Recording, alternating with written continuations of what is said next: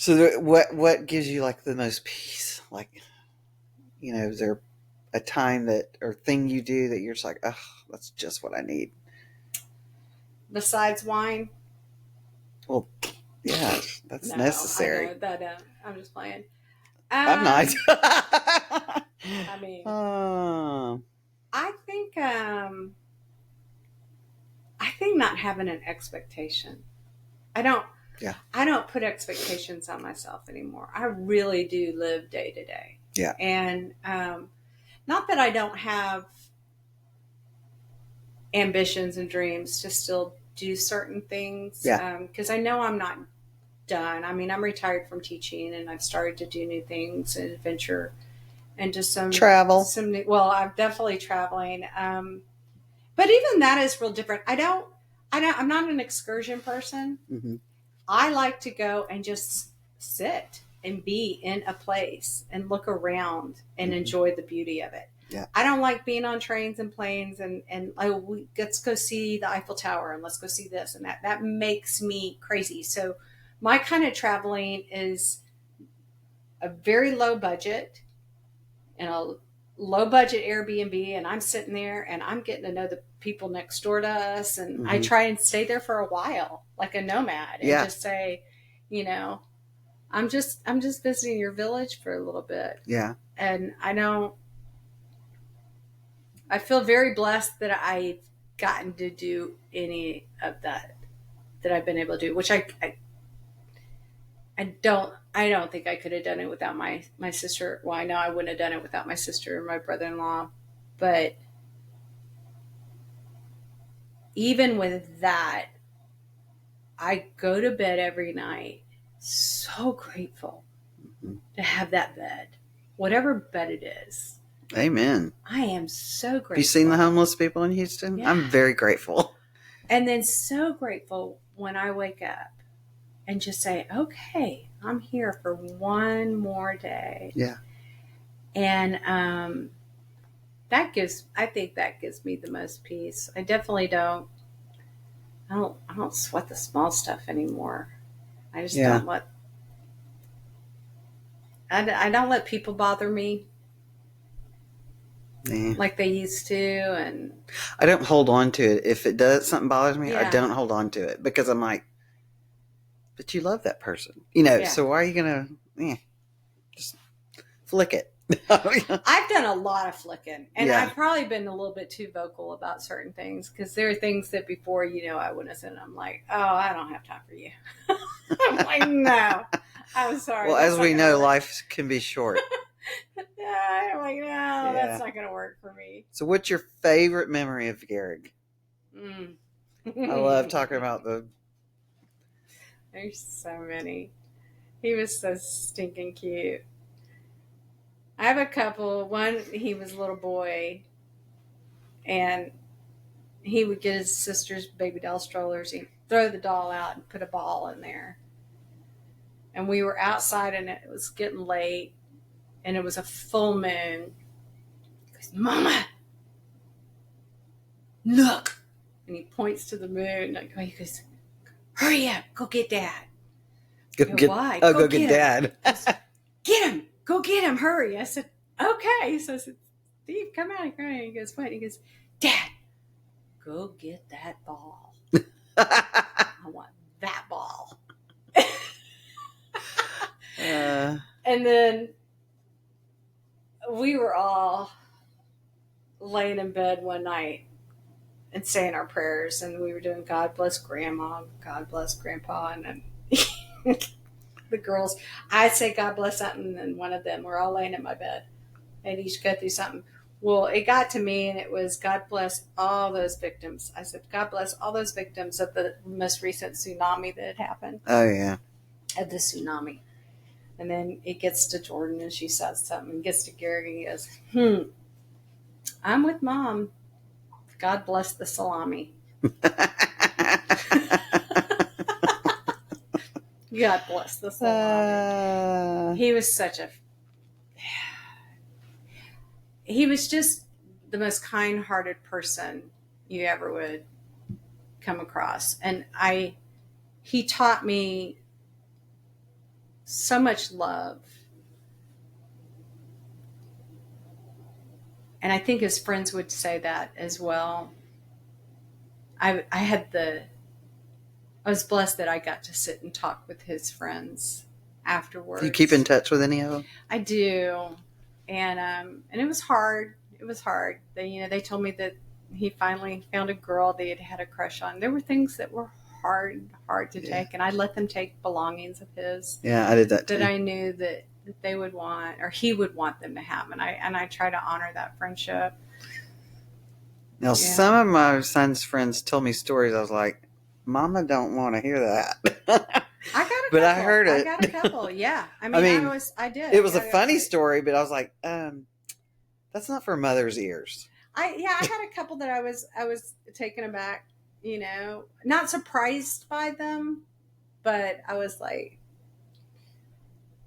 we don't have to. Garrett was a mama's boy, and he had his tantrums, and the girls would be like, Mom, you just let him get away with it. I'm like, y'all don't understand. He will crawl up and cry and tell me how sorry he is. And he just has a meltdown. And, there's something about that little boy that never stops being a little boy, right? Uh-huh. And they're always gross. And oh, yeah. I mean, yeah. Oh. But I will say he did teach me so much about love and what a gift. Beautiful. Yeah, I have some amazing stories that I'll be able to tell, and I think other people will too. Their memories. I've had so many people that have been generous enough to come up. One of them is HEB. Oh yeah. I will say I wasn't pissed at God, but I was pissed at HEB. I'll be honest. Mm. I found out that his manager knew that he was cutting and didn't say anything. Man. I'm friends with her now. I do not hold a grudge on that whatsoever. But even at the time, I wanted to start something on his behalf, because I still don't think these kids can deal with some of these issues that are happening with the adults without having some sort of an outlet, right? Like a hotline type of thing. And I spoke to the top counselor at HEB. I mean, he agreed. He was like, yeah, he goes, well, they can go to their manager if there's a conflict. I go, hey, ask one 16, 17-year-old if they're going to go to their manager and not act like they know already how to handle everything. Right. And then go home and manifest overall. Yeah. But they have,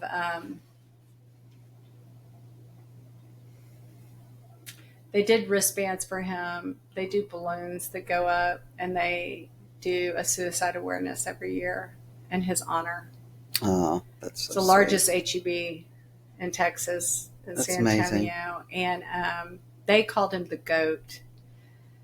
I had no idea he had that nickname at work. I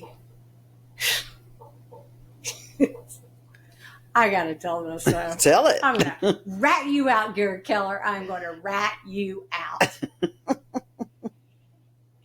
I was telling him, you got to come down to Galveston. We were all meeting in Galveston. I don't know. It was for some celebration. And he goes, and it was the holidays. He goes, I can't leave work. I have to work that weekend. It's all hands on deck, blah, blah, blah, blah, blah. And I go, baloney, you haven't taken off? And he goes, yeah, I have. I've been taken off. And I just can't, Mom. They're not going to let me. I said, well, I told you, you needed this day off. So he ends up taking off somehow. And then we come back from Galveston, and he comes home from work, and he goes, I go, what? And he goes, I just got promoted. I go, what? And he goes, I'm so mad. I go, what happened? Never heard of anybody being upset. He goes, I did not want to be a cashier or anything like that. I just want to be by myself outside listening to my music and doing those baskets. He goes, but because I had to tell him that I needed off, I asked him, I said, hey, I need off because I need to go see my grandfather. He lied something about going to grandfather in some other state that his grandfather doesn't even live in. He goes, and they told me, you really can't. We need everybody here. And I said, okay. He goes, so I showed up. And my boss, the manager, goes, what are you doing here? I thought you had to go to your grandfather's. She goes, I did, but you told me I needed to be here, so I'm here, and I canceled my flight. The whole thing was a lie. The whole thing was a lie. He goes, and they brought me in, and they used me as an example of the perfect employee. And they call me the GOAT. Greatest of all time, and they just think I'm all that. He goes, I got them all snowed. I said, you deserve it. You deserve that. I am so glad. He goes, no, I don't want to deal with people and be in that cash register and all that. Anyway, he logs. What happens? I end up having to meet with her, and she's going off telling me what a goat he is, and you're like, and how great he is, and I'm like, you turd. You big turd. I'm still having to keep this lie for you. This lie is gonna keep going. Well, they might know now.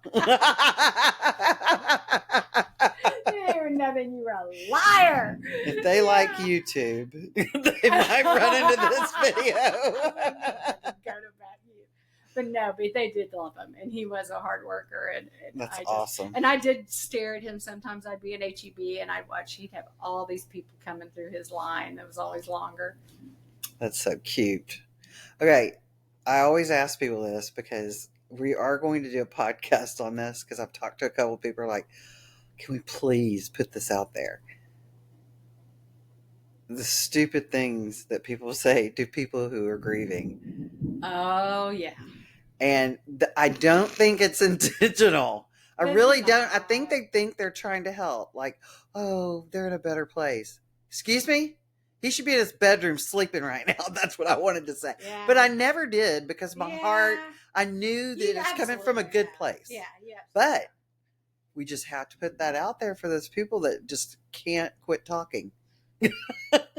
They're trying to fill dead space, and it's nothing. I'm not making fun of them. I'm just like, if you could give a person a little piece of advice about that, because obviously you're saying Karen was just there for you. She was quiet. Yeah, I think just to be there. I think that's a highly recommended I think offer. The asking for, when you ask somebody how they are, that's just like, it's kind of like, smiley face, something. It's just too much. It is. It's a lot. I think you just do it. You do those things for them. Yeah. You don't. I had friends that I thought would be right there, right beside me, that never could. And then I had people that I was ugly to that haven't left my side, that have just put me in my place. Put me in my place that have just sent me a psalm. A neighbor that I had from 20-something years ago that I hadn't spoken to, mm-hmm. that every week would send me a beautiful piece of scripture. Just me knowing. Yeah. I think when you just do those little things and just be there for that person, or the other thing that I would encourage is, please don't ever not talk about your child. We want to talk about them. Yeah. Even if it's too hard for you. I have people that it's too hard for them to bring it up. They don't want to hear it because it hits too close to home, but it's so important. Or they're scared. They don't have to be scared. Like, I have a couple of friends with sons named Chase, and they're like, does that bother you? I was like, no, I love saying his name. I love saying his name. That gives me the best joy, because it's like, I think of him every time I hear that name. Even though I might be talking about your child, I'm thinking about mine too, So and Garrick's such an unusual name. Yeah. That and I have people that'll just out of the blue put a picture on Facebook and say, "Look what I found." Those are the best gifts. And I'm like, oh yeah. Yeah. You know? I had somebody, well, it's not in here, send me a picture, I don't know, a year or so ago. I had never seen the picture. And it was me and him at a party. And he was probably 17. And I was like, oh my God, thank you. And I was like, you are awesome. Because they're just like little gifts that you're not expecting. Yeah. And you get to see their beautiful face. And you're like, oh, I love it. Yeah. I think also the people that I had to show this mercy. Is someone talking to us? Yeah. Mom? No. The mercy that I had to show was that I was getting more upset at people that come to me and say, I know what you're going through. I do know what you're going through, and that this happened to me. And I'm like, not the same. Negative ghostwriter. Yeah. Not the same. It took me a while to realize that suffering is suffering. Mm-hmm.